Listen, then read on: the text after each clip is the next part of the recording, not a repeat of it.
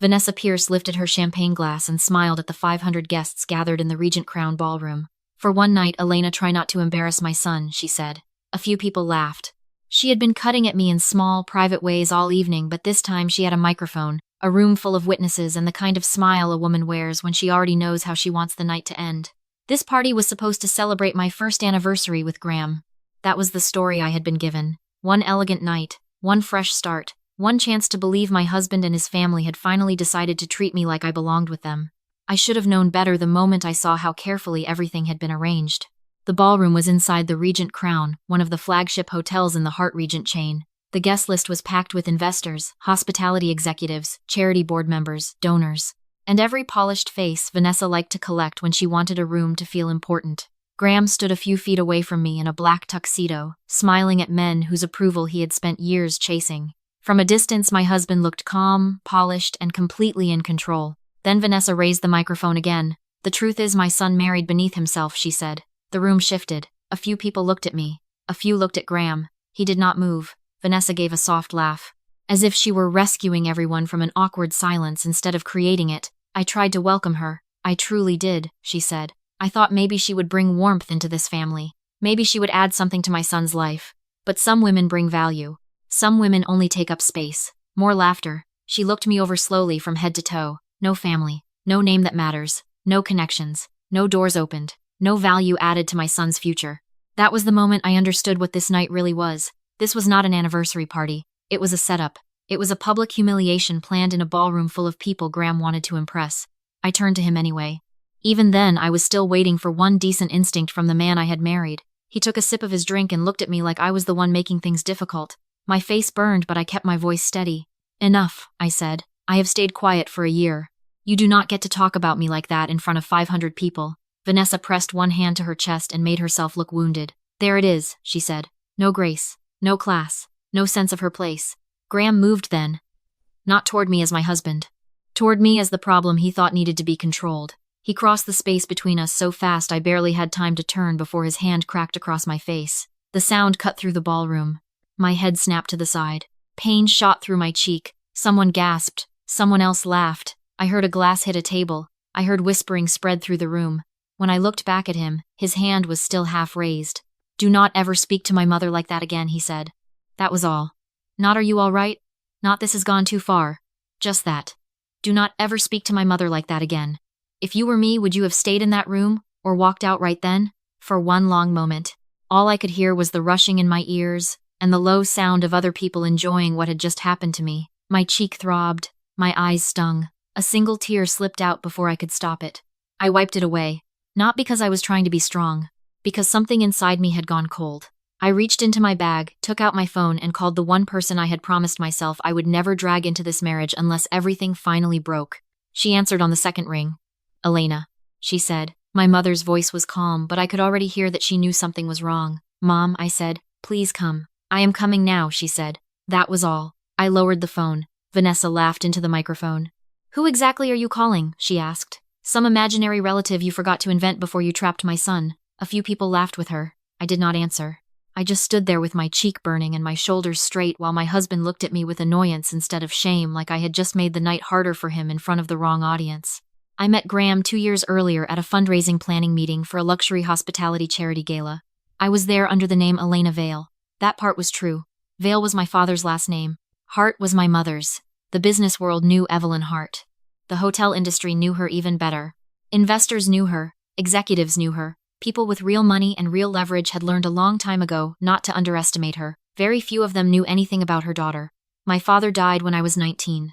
After that, my mother became even more protective of my privacy. She had seen what power did to people. She had seen what money pulled out of them. She let me build a life outside the spotlight because I asked for it. And because I wanted at least one part of my world to belong only to me. I worked in guest experience consulting. Quiet work. Useful work. I helped boutique hotels and luxury properties improve service flow and customer retention. I liked fixing all the things most executives never noticed.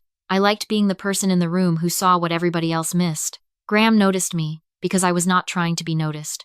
He was on the other side of the room that day, sharp suit, easy smile, already rising through Hart Regent development. Even then, people orbited him. He knew how to make eye contact feel personal. He knew how to ask a simple question in a way that made it sound like real interest. By the end of the meeting, he had found 2 reasons to come over and talk to me. By the end of the week, he had found 4 more. At first, I thought he was just charming. Then he started remembering small things. How I never finished my coffee when I was thinking too hard. How I hated overlit restaurants. How I touched the rim of my glass when I was uncomfortable. He made me feel seen, in a way I had spent most of my life trying not to need. The first time he asked about my family, I hesitated.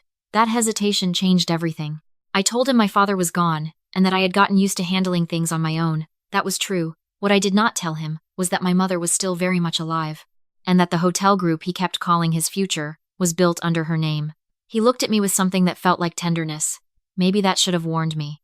Men like Graham loved the idea of earning something, of being the answer in somebody else's life. The version of me he met was private, capable, and apparently unconnected. I think he found that beautiful. I think he also found it safe, and I let him believe it. I let him think that if he chose me, he was choosing only me. Not a powerful family, not a famous name, not a strategic marriage. Maybe that was naive. Maybe it was the only honest thing I had ever asked from love. When I told my mother about him, she listened quietly. Then she said the one thing I tried very hard not to remember later. Men who care that much about the room usually care too much about who is watching them. I defended him right away. He is ambitious, I said. That does not make him empty. My mother looked at me across the table and said no. But it can make him weak in places you do not see yet. I asked her for one thing. Stay out of it, I said. Do not meet him. Do not announce me. Do not make this easy for him. She hated that request. I could see it in the way her hand tightened around her glass. But she loved me more than she loved being right, so she agreed. Graham and I moved quickly after that. He was attentive, funny, warm when we were alone. He said he was tired of calculated women and strategic relationships. He said being with me felt simple, honest, and real. At the time, I believed him. When he proposed, I said yes, because I thought I had already won the hardest thing. I thought someone had finally chosen me without a board seat, a family name, or a financial advantage attached to me. We had a small wedding, too small according to Vanessa. She wanted something bigger, more visible, more useful. I wanted private. Graham backed me then, or at least I thought he did. Looking back, I think he was still enjoying the version of himself that got to play the good man, the romantic man, the one who married for love instead of leverage. The change after marriage was not dramatic at first. That is why it worked. Vanessa started with little things that sounded polite if you did not listen too closely. You really should learn which donors matter, Elena. You would be more useful to Graham if you understood how these rooms work. A good wife knows how to help a man's reputation, not weigh it down. I smiled through all of it for months. At first, Graham stayed quiet. That silence hurt, but I turned it into something softer because I loved him. I told myself he hated conflict. I told myself he was caught in the middle.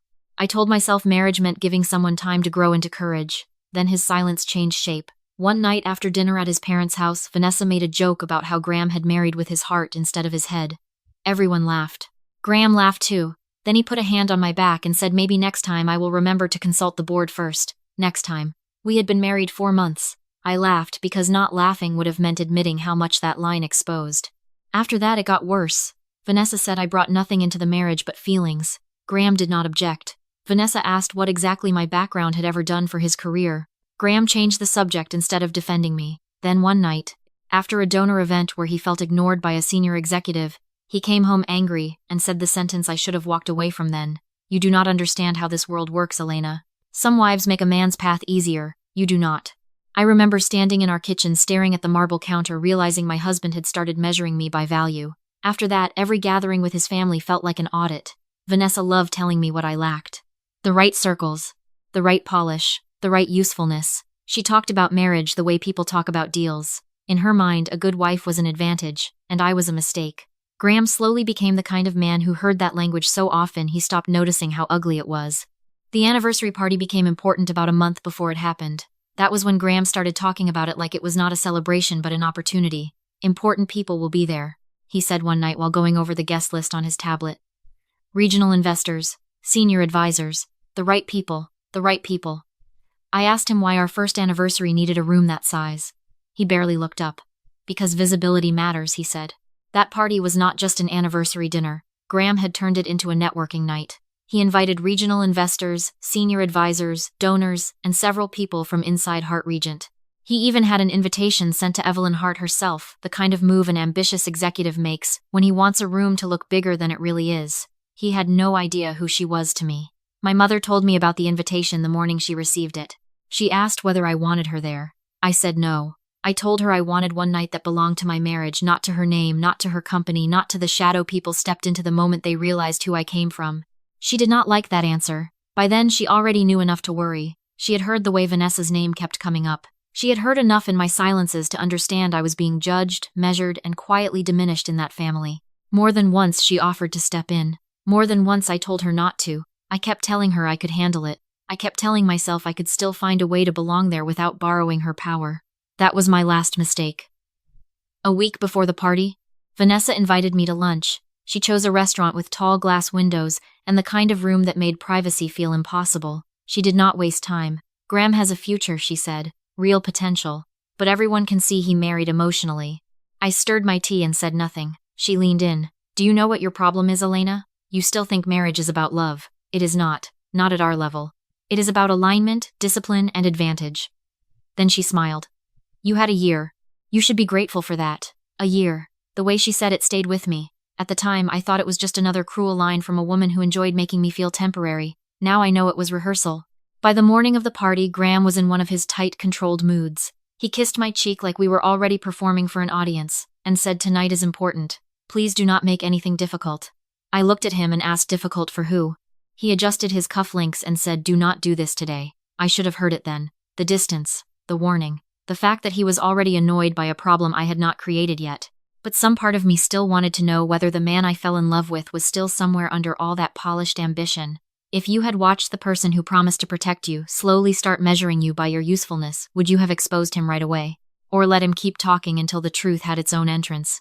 And if you like smart revenge where the quiet moment hits harder than the loud one, subscribe now and stay with me because this is where their perfect night started to crack. By the time Vanessa lifted that microphone in the ballroom, I already knew something was wrong. I just did not know how far they were willing to go. Now I did. I stood there after the slap and let the room think I was finished. The music had started again. Low and awkward, the way expensive events try to smooth over public ugliness. People kept glancing at me while pretending not to. Vanessa had gone back to smiling. Graham had drifted toward a group of executives with the body language of a man trying very hard to act like what just happened was normal. I stayed where I was. I wanted them relaxed. I wanted the laughter to settle.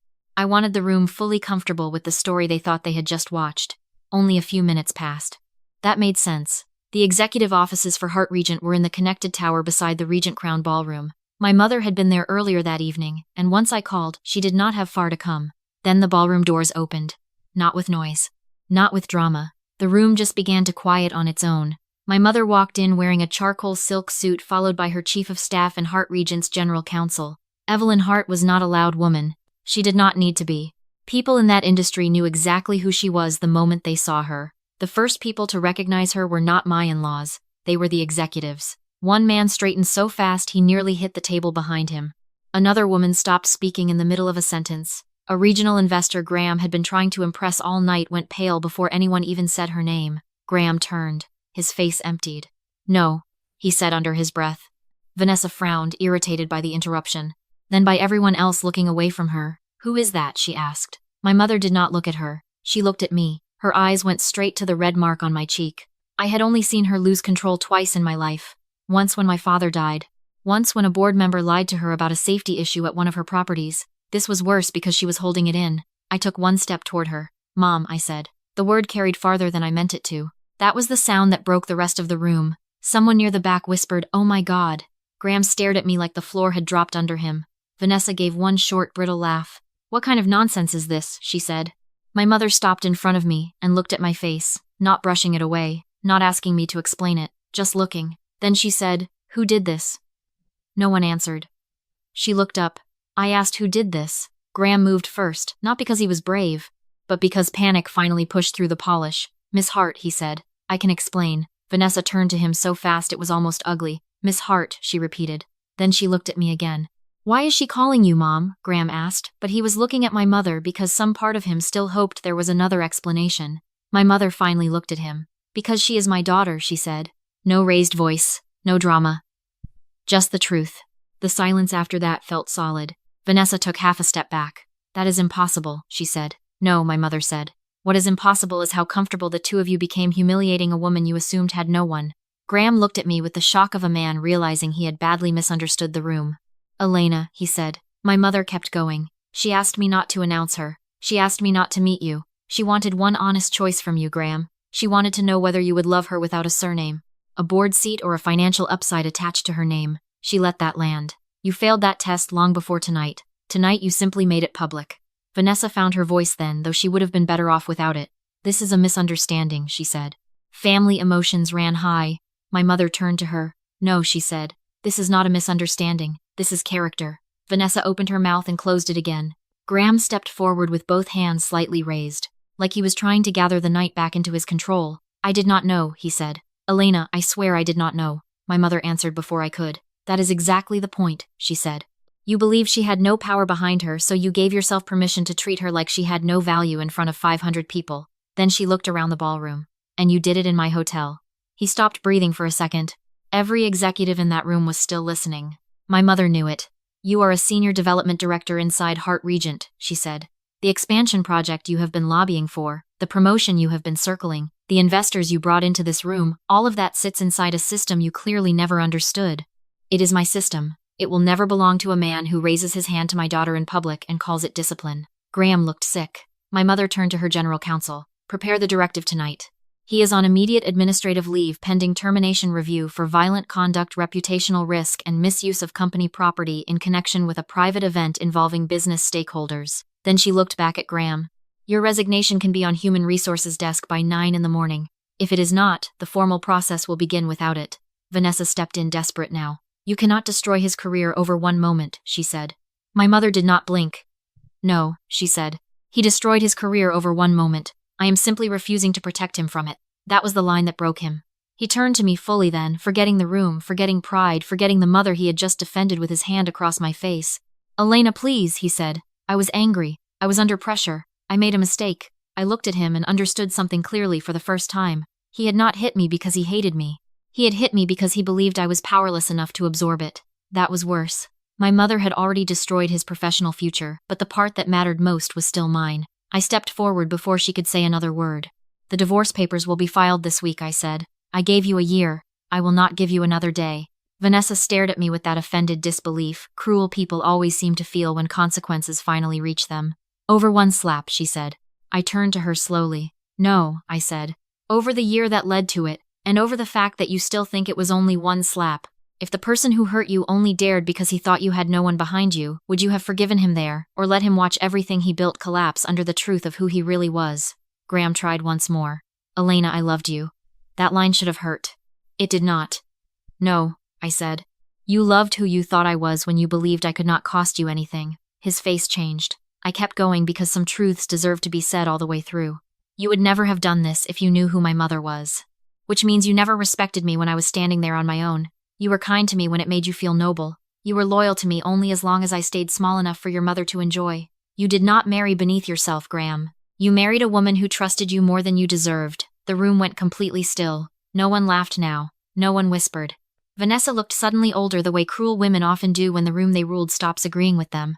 Graham stood in the middle of the Regent Crown ballroom, inside the flagship property he had treated like a ladder, and for the first time all night, he looked exactly what he was. Small. My mother placed one hand lightly at the center of my back.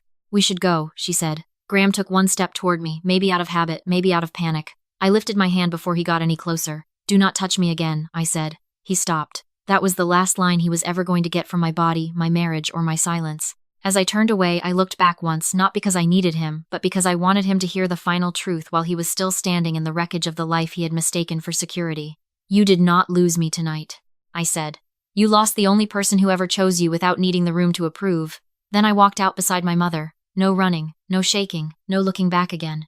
The same people who had watched me get slapped now moved aside to make space for me. Executives lowered their eyes. Investors stiffened. A woman who had laughed earlier could not even meet my face. By the time the ballroom doors closed behind us, the anniversary party was over, even if the lights were still on. In the elevator up to my mother's private floor, I finally let out one unsteady breath. My mother looked at me, the anger in her face, still hard under the surface. I am sorry, she said quietly, not for staying out of it, for being right.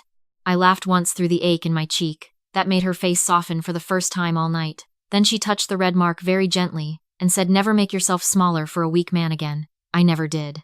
If you like revenge stories where the truth hits harder than shouting, subscribe and stay with me for the next one.